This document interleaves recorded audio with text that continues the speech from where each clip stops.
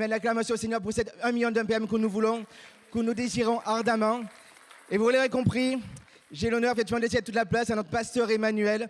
Une belle acclamation pour sa vie et vraiment pour tout ce que le Seigneur suscite au travers d'elle et aux côtés de notre apôtre Rémi. Amen. Alléluia. Alléluia, merci pasteur Sébastien. Bonjour à tous, vous allez bien? Oui? Allez, ceux qui parlent encore derrière, soit vous vous asseyez, soit vous sortez. Hein. Moi, en classe, je fais comme ça avec mes élèves. Enfin, non, je leur dis pas de sortir.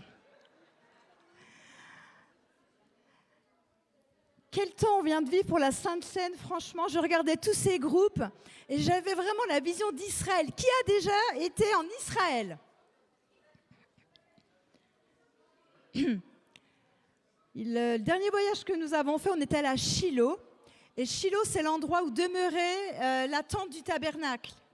Et il reste encore, archéologiquement, on voit encore les traces des endroits où se positionnaient les 12 tribus d'Israël. C'est impressionnant. Alors, je vous regardais tout à l'heure, j'imaginais en fait. Je voyais ce grand tabernacle ici et les tribus là, les unes là. Chacun avec son chant. Hein, vous savez, chaque tribu avait sa couleur, chaque tribu avait sa spécificité. Et vraiment, dans le corps de Christ, nous sommes comme ça, nous avons notre spécificité. Et le Seigneur aime ça, toutes ces couleurs. Et vous savez, je me suis convertie sous un chapiteau comme celui-ci il y a bientôt 34 ans, c'était dans le Gers.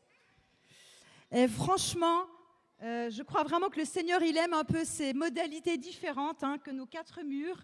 Il y a plein de murs là, et le Saint-Esprit qu'il agisse encore et encore au milieu de nous. Moi, j'ai reçu tellement, j'ai tout reçu sous ce chapiteau. Je suis née nouveau, j'ai été délivrée de plein de choses que je ne savais pas qui étaient en moi. J'ai reçu le baptême du Saint-Esprit et le Seigneur m'a envoyé, comme il le fait ce week-end pour chacun d'entre nous. Il nous envoie. Alléluia, merci Saint-Esprit. Tu peux envoyer la première, je ne sais pas si c'est Pasteur Dimby qui est... Voilà, ce matin, je vais vous parler du sel. Vous savez que Jésus, il a dit à ses disciples, « Vous êtes le sel de la terre ». Il n'a pas dit ça à la foule, il n'a pas dit ça quand il prêchait, là, quand il avait fait la multiplication des pains. Il a pris ses disciples, c'est écrit qu'il a pris ses 12 disciples et il leur a dit cette parole, « Vous êtes le sel de la terre ». Il n'a pas dit, « Willy, j'aimerais bien que tu deviennes le sel de la terre ». Il n'a pas dit ça, il a dit, « Tu es le sel de la terre ». Et dans la Bible, on nous parle beaucoup du sel. Dans l'Ancien Testament, le sel avait vraiment une grande symbolique. Mais ce n'est pas trop ce qui m'intéresse. Et pourquoi est-ce qu'il a parlé du sel, Jésus? Parce que le sel, dans l'Antiquité, c'était quelque chose de précieux. On payait les soldats, les garnisons romaines avec du sel. C'est de là que vient le mot salaire, pour ceux qui ne le savaient pas. Le salaire, ça vient du mot sel. Et c'était très, très, très précieux. Au Moyen-Âge, on l'appelait l'or blanc. Le sel, on l'appelait l'or blanc. Et lorsque Jésus parle du sel, il sait dans quelle époque il vit et il sait comment pensent les gens. Vous savez, Jésus parlait beaucoup avec les paraboles, avec ce que les gens étaient en train de vivre dans leur quotidien. Moi, j'aime mon Jésus du quotidien. Je ne sais pas toi. Moi, j'aime le Jésus des conventions. J'aime le Jésus des cultes, mais j'aime le Jésus du tous les jours. Je ne sais pas toi, mais moi, c'est 24 heures sur 24, c'est jour sur 7. Il n'y a pas un temps où Jésus il devient absent.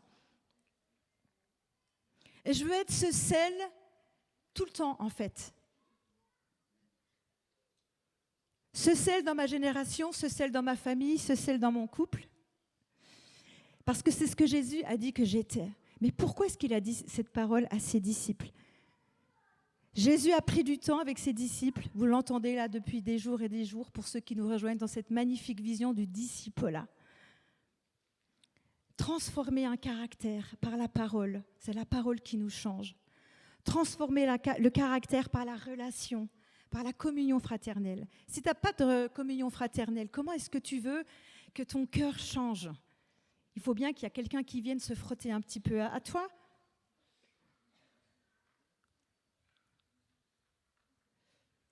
Le sel au quotidien. Tu es le sel de la terre. Je suis le sel de la terre.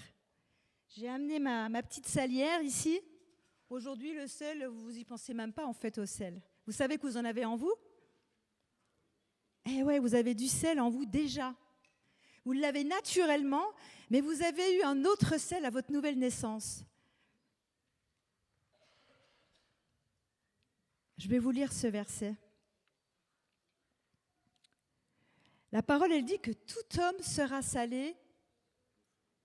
Non, ce n'est pas par le feu, c'est la mauvaise traduction. Ouais. C'est tout homme sera salé dans le feu. C'est différent.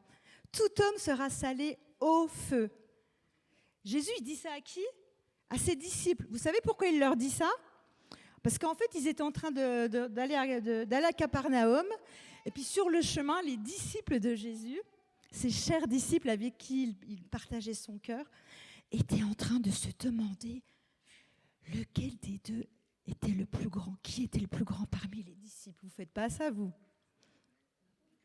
Vous ne vous comparez pas? Non, je ne crois pas. Hein. Et il se racontait ça, je ne sais pas trop ce qu'il racontait. Et puis arrivé dans la maison, on nous dit, donc ils étaient dans une maison, il a mis les disciples autour de lui, Jésus, et il leur dit, très naïvement, mais de quoi discutiez-vous en chemin? De quoi discutiez-vous en chemin?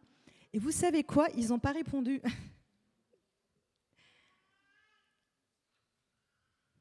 Et il va prendre un petit enfant au milieu d'eux. Il va prendre un petit enfant et il va leur dire en fait que le royaume, en fait, c'est revenir comme un petit enfant. Et puis il va continuer, puis il va finir avec cette parole en leur disant « Tout homme sera salé au feu ». C'est tout homme aujourd'hui, mais tout homme demain, tous ceux qui vont me suivre là. Tous les disciples que vous allez faire, ils vont être salés aussi au feu. Et les disciples, ils n'ont pas demandé ce que ça voulait dire, salé au feu. Moi, personnellement, si quelqu'un m'avait dit ça, Paul, pasteur Paul, si tu étais venu me voir un jour en me disant « Emmanuel, tu seras salé au feu », il me semble que je t'aurais demandé des petites explications, non? Je ne sais pas vous?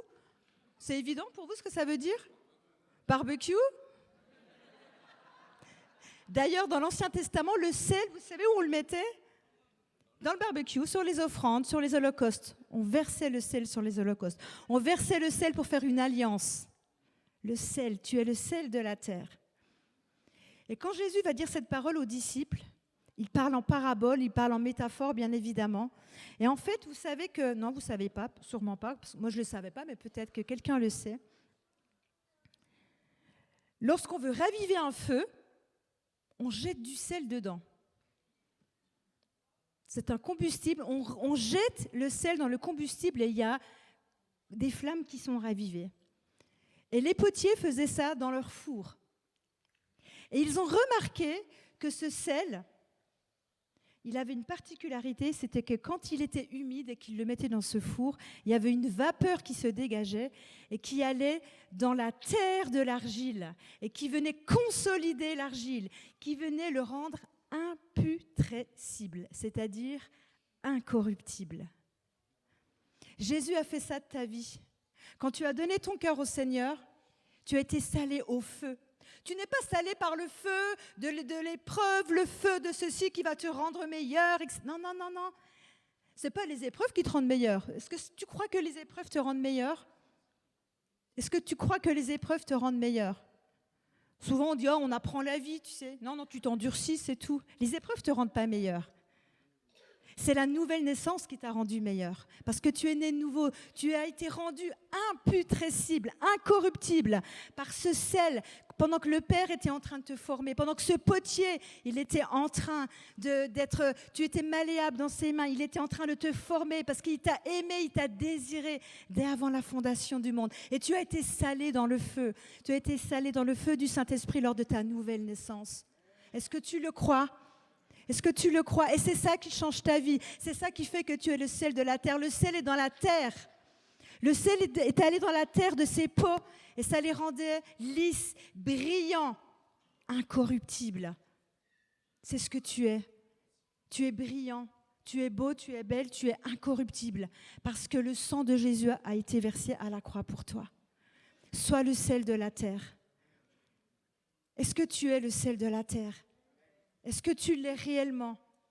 Pas que sous le chapiteau. Ayez du sel en vous-même, nous dit la parole.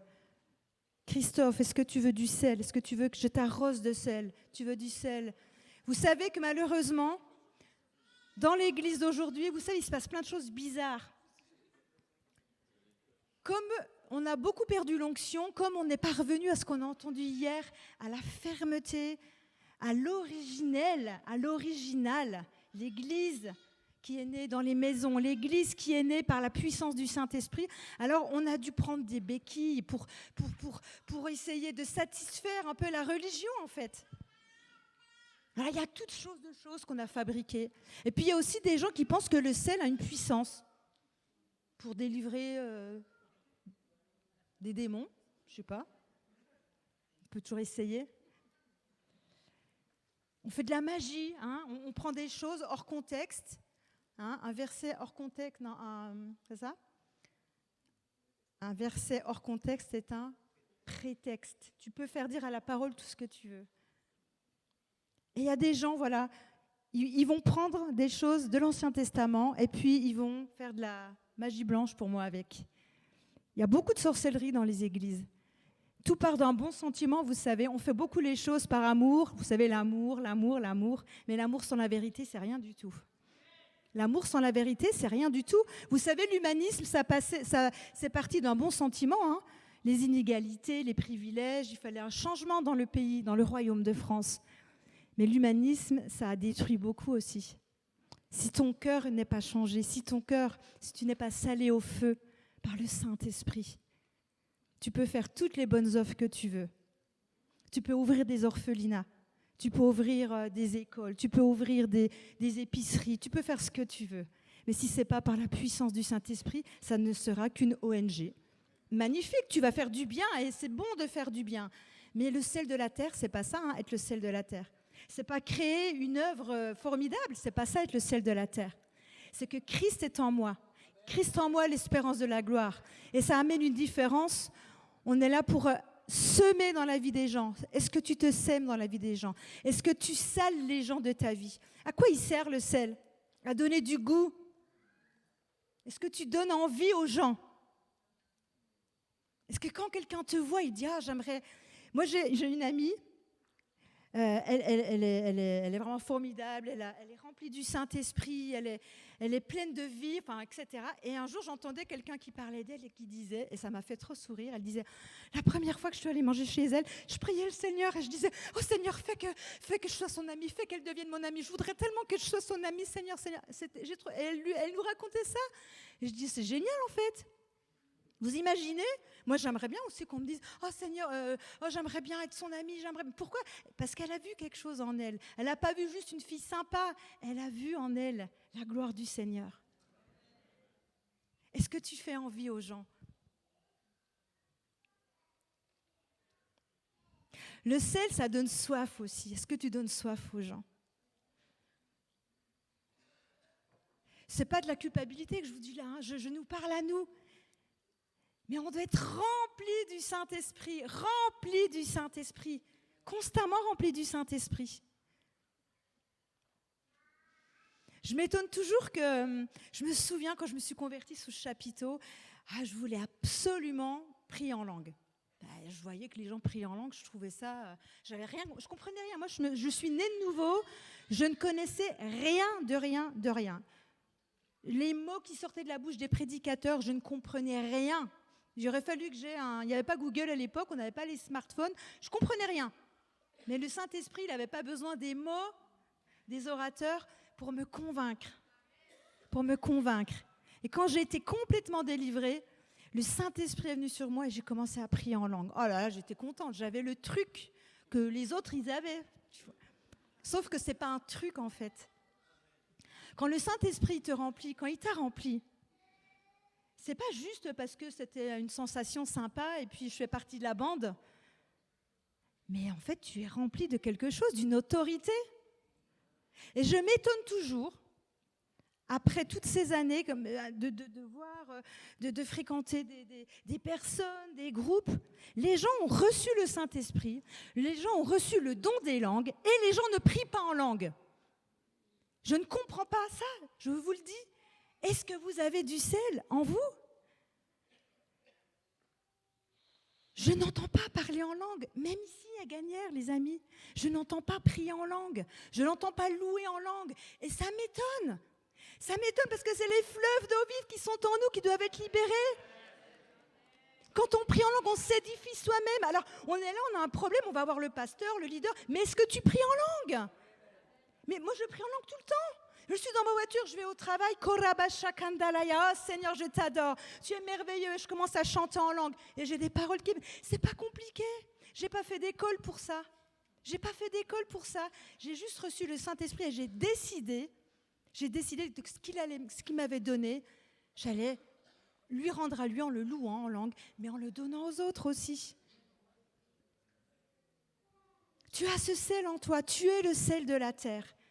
Ne laisse pas tomber toutes les choses que le Seigneur t'a données. Paul, il a dû, quand il a prié pour Timothée, il a dû dire, mais ranime le don là que tu as reçu. Ranimer, c'est le feu, c'est la réforme par le feu, je crois. On ranime comment? Saint-Esprit souffle sur les braises. Ayons ce sel en nous, les amis. Tu dois donner envie à ceux que tu côtoies tous les jours. Quand j'entends le jeune Samuel, là, 16 ans, 17 ans, là, ce témoignage qu'il nous a fait hier, cette exhortation, 16, 17 ans, il attire les gens à lui. Pourquoi? Parce qu'il a choisi de se donner au Seigneur et de se donner à toutes ces personnes que le Seigneur lui a données. Témoin de Jésus-Christ. Témoin de Jésus-Christ, partout où tu es. Vous savez que je sers dans l'éducation chrétienne et vous savez que c'est une vision qui est très très combattue et par l'Église aussi, puisqu'on a souvent entendu des chrétiens que oui, l'école chrétienne c'est un cocon, on est en train de protéger les enfants du grand méchant monde, alors que c'est absolument pas du tout la vision de l'éducation chrétienne. Et leur argument c'est non mais on est le sel de la terre, ils vont vous le dire. Donc nos enfants, en fait, déjà ils vont apprendre la vie dans l'école, une fois qu'ils se seront fait harceler, une fois qu'ils auront été un petit peu insultés ou battus dans la cour, ils apprennent la vie, tu vois, ils vont apprendre à pardonner. Et puis ils sont les témoins aussi dans leurs écoles. Moi, c'est ce qu'on me dit. Nos enfants, c'est des témoins, voilà, c'est un moyen de témoigner dans la cité, etc. Ok ? Les petits agneaux dans la louverie, exactement. Non, mais en fait... On demande aux enfants d'être des témoins dans leur école alors que les parents ne le sont même pas dans leur travail.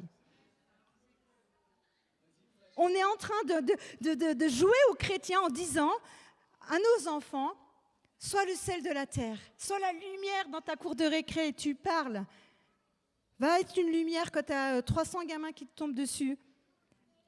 Nous, on est une école chrétienne, on veille tout le temps des choses qui veulent entrer dans l'école. Parce que tout est influencé, en fait. Et on doit être toujours sur nos gardes. Il suffit que tu aies un grand frère, que tu as été chez ton cousin, tu as vu une série, machin. Mais il faut voir ce que nos élèves, dans des familles chrétiennes, nous racontent. Les terreurs qui rentrent en eux.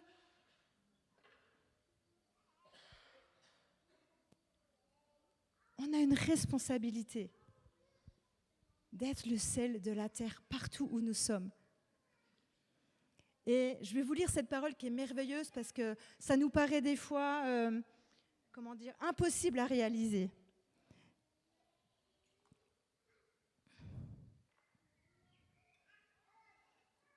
Écoutez bien ce que l'apôtre Paul dit dans 2 Corinthiens 3, versets 3 à 5. C'est vous là tous ici, qui êtes notre lettre, écrite dans nos cœurs, connue et lue de tous les hommes. Tu sais que tu es une lettre écrite et que les gens te lisent. Les gens te lisent. Vous êtes manifestement une lettre de Christ. Waouh, Christ en moi.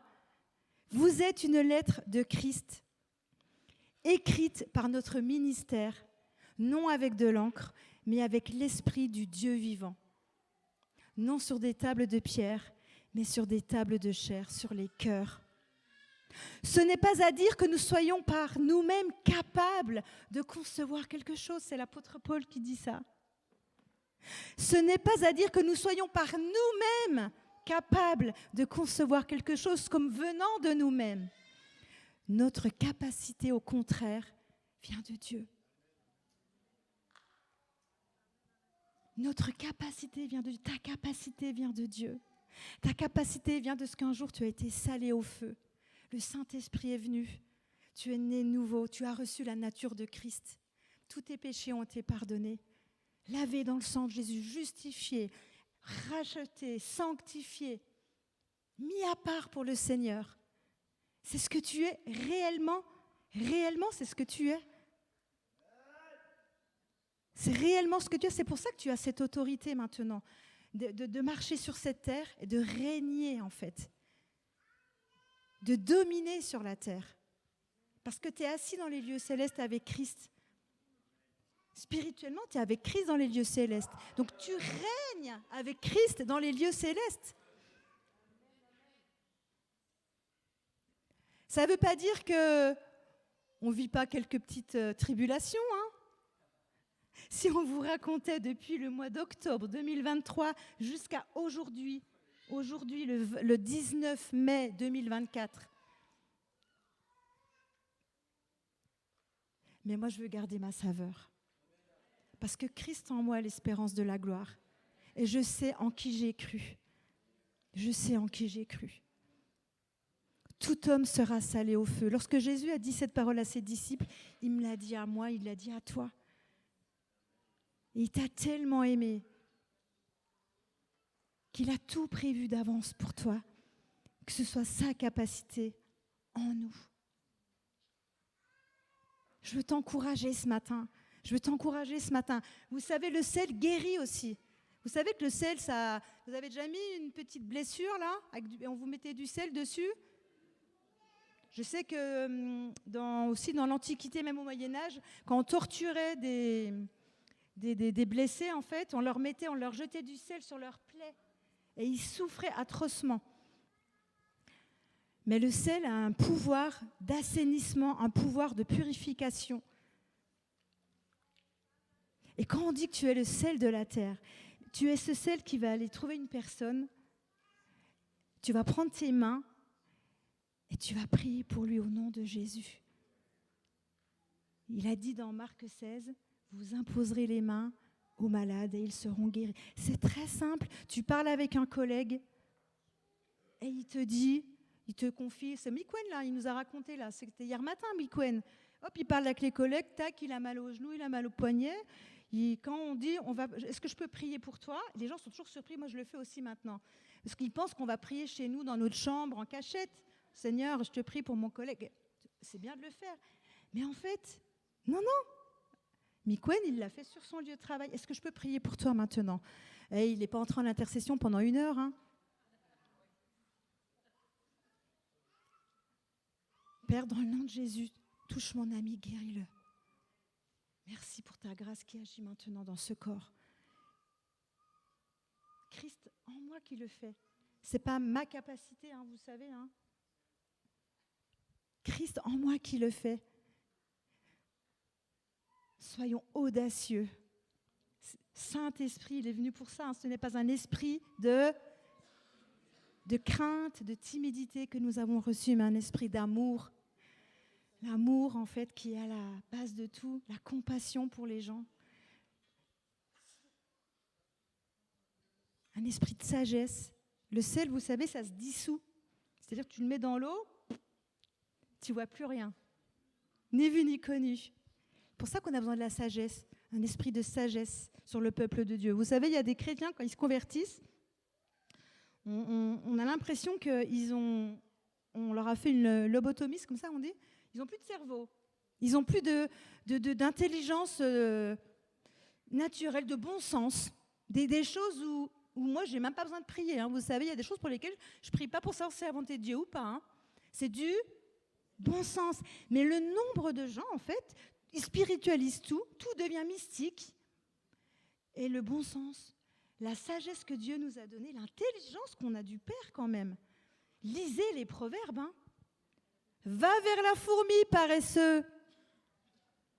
Considère ses voies et acquiert de la sagesse. Au début, quand on était mariés, Il y a un gars, je ne sais pas comment il a débarqué chez nous.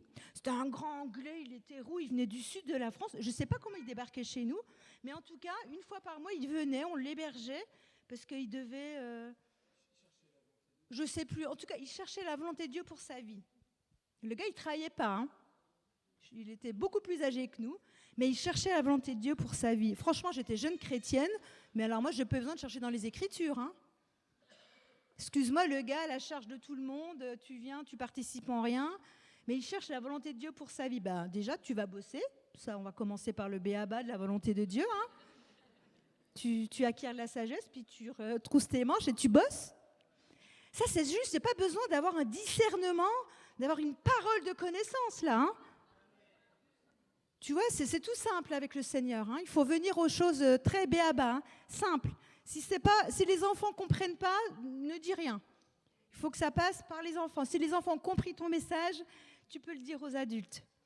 Bah oui, c'est ce que Jésus a dit. Hein. Il faut revenir comme des enfants. Moi, je suis très terre à terre. Hein.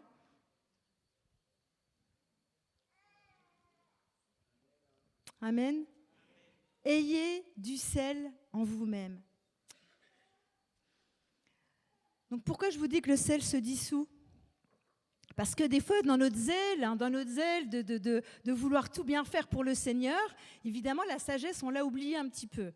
Donc on devient plutôt des chrétiens qui faisons peur, plutôt que des chrétiens qui faisons envie. Et c'est Michel Allard qui disait ça, j'ai beaucoup aimé. Il disait que, en fait, je ne sais plus c'était quoi son métier avant, mais en tout cas, s'il était électricien, il disait « Moi, je suis un chrétien déguisé en électricien ». Parmi nous, on a des infirmières, des chrétiennes, voilà, déguisées en infirmières. C'est ça, en fait. C'est que ça peut écrire Christ hein, quand tu arrives au magasin, ça peut écrire Christ quand tu arrives dans ton lieu de travail. Hein, le Christ, il est en toi. Il ne se voit pas forcément voilà, au premier regard. Mais tout ce qui va respirer de toi va respirer Christ, ou pas. Ou pas. Parce que là, on voit qu'à un moment donné, il est un peu difficile ce verset, je trouve, mais vous êtes le sel de la terre. Jusque-là, tout va bien. Hein. On est content que le Seigneur, voilà, il voit tout ce qu'il a mis en nous. Mais, aïe, aïe, aïe. J'ai aimé, alors, Pasteur Ndibi, il est où ? Il faut que tu viennes faire des cours de grammaire dans ma classe, hein, parce qu'alors hier, quand tu as dit préposition d'opposition, là, conjonction de je sais pas quoi, là, mais, nana, oh, j'ai dit lui, je le veux dans ma classe. Hein. Alors, je ne vais pas faire comme lui, je n'ai pas révisé ma leçon avant de venir. Vous êtes le sel de la terre. Mais si le sel perd sa saveur, oh, le sel peut perdre sa saveur, avec quoi la lui rendra-t-on ? Est-ce qu'on peut perdre de la saveur ? Est-ce que tu peux perdre ton premier amour ? Est-ce que tu peux devenir tiède ? On n'aime pas ce verset dans l'Apocalypse. Hein.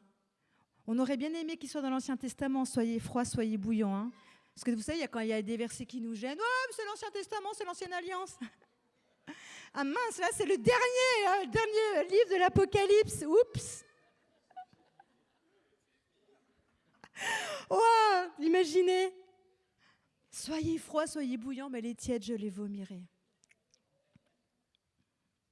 Vous savez, je ne pense pas que le salut, on ne va pas perdre notre salut. Tu vas perdre ta saveur, mais tu ne vas pas perdre ton salut, je te rassure. Mais c'est vraiment dommage, parce que ta vie, elle va devenir fade.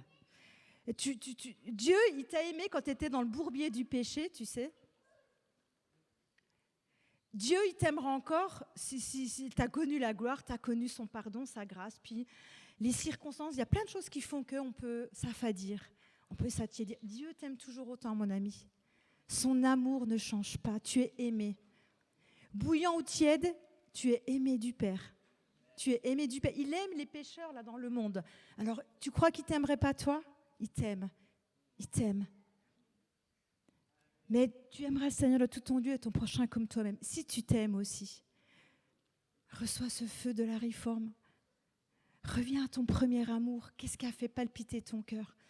Juste parce que tu as été libéré de tes péchés, tu as compris qu'en fait, il fallait que tu marches main dans la main avec le Seigneur.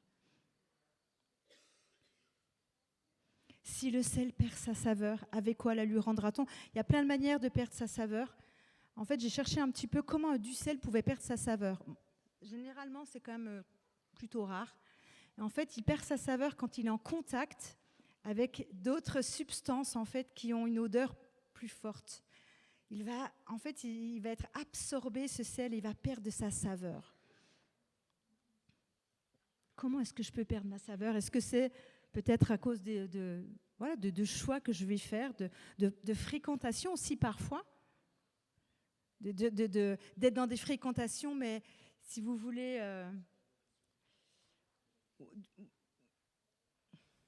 vous voyez ce que je veux dire? Les mauvaises compagnies corrompent les bonnes mœurs. Et c'est vite fait, hein? Un petit café, là, dans la salle du boulot, puis tu commences à entrer dans la médisance avec tes collègues de travail. C'est vite fait, vous savez, on a tous ce péché de la langue. Hein. Je pense qu'il n'y a personne ici qui peut dire qu'il n'a jamais médit.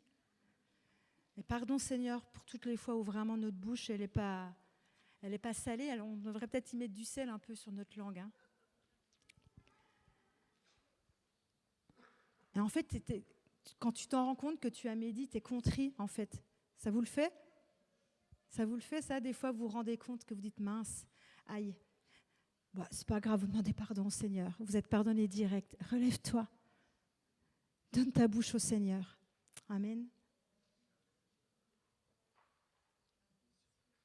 Alors, si les mauvaises compagnies corrompent les bonnes mœurs, c'est pas écrit dans la Bible, mais j'imagine que l'inverse, les bonnes compagnies améliorent les bonnes mœurs.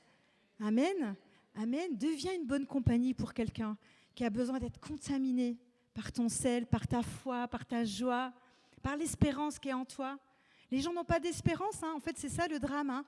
C'est l'espérance. Christ en moi, l'espérance. Les gens, ils ont de l'espoir.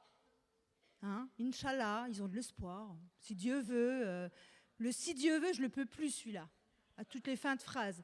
Je viendrai ce soir prendre le café chez toi, si Dieu veut. Qu'est-ce que Dieu vient faire là-dedans, enfin? Tu veux ou tu veux pas venir chez moi prendre un café? C'est tout simple, hein?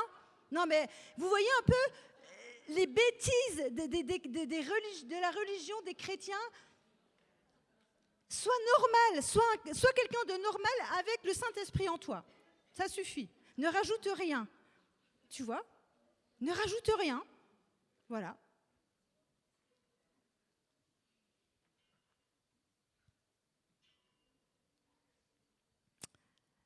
Alléluia.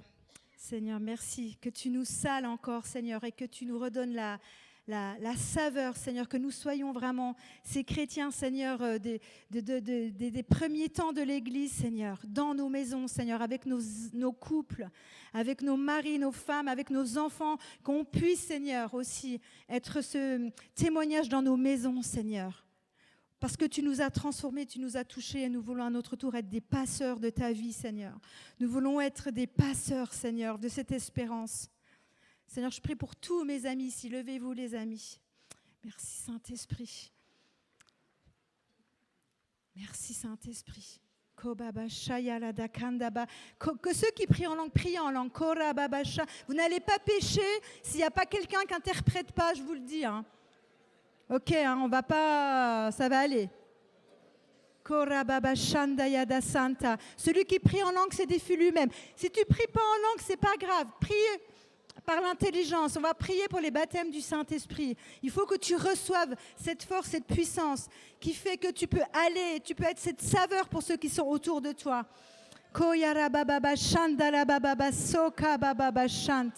Seigneur, merci parce que tu nous as salés au feu.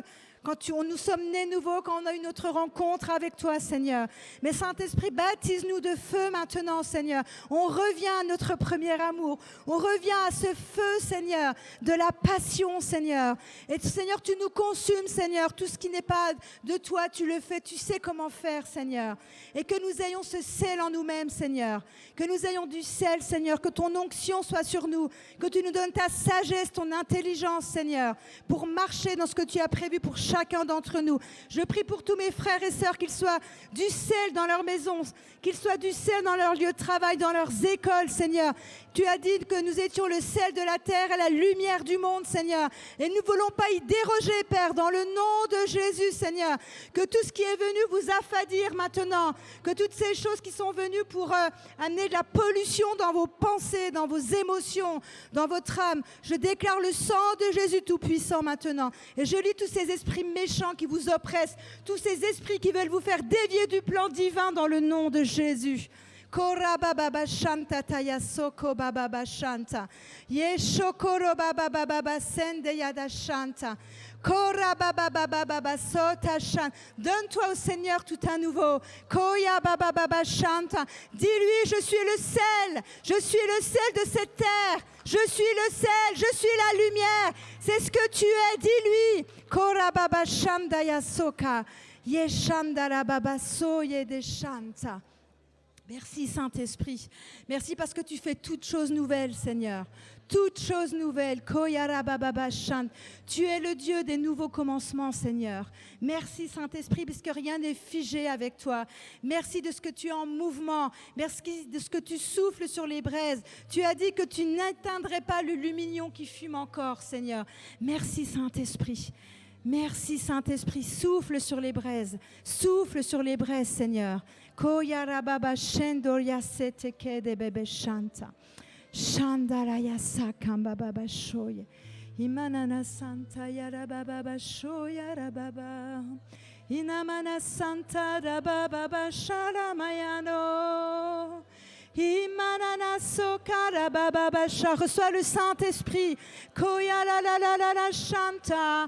Le Père a dit que si on lui demandait le Saint-Esprit, il n'allait pas nous donner des serpents. Demande le Saint-Esprit. Ouvre ta bouche, demande le Saint-Esprit maintenant.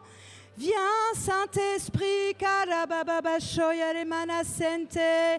Lève tes mains, reçois, ya baba shondolo baba se. Imanana soyolo baba shandaraya. He mama sote ke de baba yolo manache.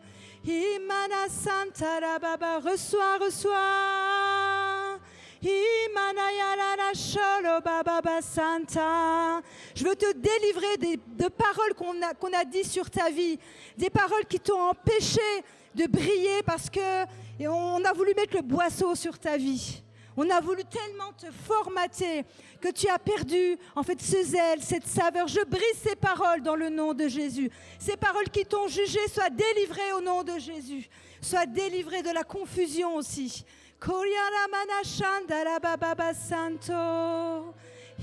Reçois ta délivrance ce matin.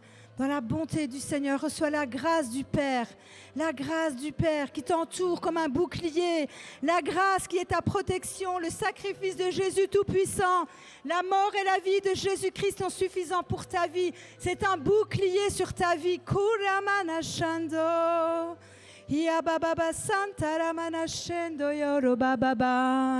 Santa, la jeunesse, briller pour Jésus. Je me suis convertie à 20 ans. Ça va faire 34 ans. Je ne regrette pas d'avoir donné ma vie à Jésus. Je ne regrette pas d'avoir donné ma vie à Jésus. Je me dis parfois, et si je ne l'avais pas fait, quelle vie j'aurais aujourd'hui? Mes amis, je sais quelle vie j'aurais aujourd'hui si je n'avais pas Christ. Brille dans ta génération. Sois un signe dans ta génération. Sois un signe dans ta génération. Nous avons, depuis que nous sommes convertis, nous avons toujours été à contre-courant de tout ce qui se fait dans le monde. Tout ce qui se fait dans le monde, nous avons été à contre-courant. Tout. Quand est venu le choix de l'éducation de nos enfants, on nous prenait déjà pour des fous, parce qu'à l'époque, quand tu étais un chrétien un petit peu charismatique, tu étais quand même un petit peu sur la sellette au niveau des médias. Et on a reçu cette vision de l'éducation chrétienne. Oh non, Seigneur, s'il te plaît, c'est bon là. À contre-courant tout le temps, à contre-courant. Mes voisins qui habitent juste en face, ils nous regardaient comme ça. On faisait 70 km aller-retour pour mettre nos enfants dans une école chrétienne. Je ne vous dis pas qu'on le faisait toujours en chantant, hein. Le jour où ça s'est arrêté, je dis merci Seigneur parce que le prix, tu le payes quand même là, tu vois. Et quelle gloire aujourd'hui d'avoir cette école à Porcheville. Et je bénis la famille Dimby, Tante Jonah qui ont déménagé. Ils ont fait ce choix pour leur famille. Parce qu'ils veulent être le sel dans leur famille. Pasteur Paul, Cynthia qui ont fait le choix aussi. C'est sacrificiel. Margot, Déborah, Kofi. Et je sais qu'il y en aura d'autres. Paul et Christine. Je sais que tout le monde n'a pas la possibilité, il n'y a aucune condamnation, il n'y a pas des écoles partout. Priez pour que ça se lève encore et encore et encore. Les musulmans ont leurs écoles, les juifs ont leurs écoles, les chrétiens, ils ont 30 écoles en France. Honte à l'Église. Pendant la Réforme, Calvin, il a dit qu'une église n'avait jamais fleuri sans école. Une église, une école. Nous, on estime que 2 heures d'école du dimanche, par semaine, c'est suffisant pour faire des warriors. Excuse-moi, c'est niette.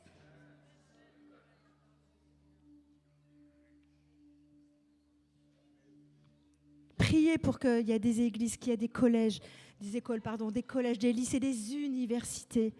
Des universités. Mathurin Cordier travaillait dans une université, pédagogue du XVIe siècle. Les élèves qui arrivaient dans sa classe, c'était des érudits, pas de problème. Mais le cœur vide. Quand il voyait ces générations qui arrivaient dans sa classe, il a dit, mais qu'est-ce qui se passe en bas?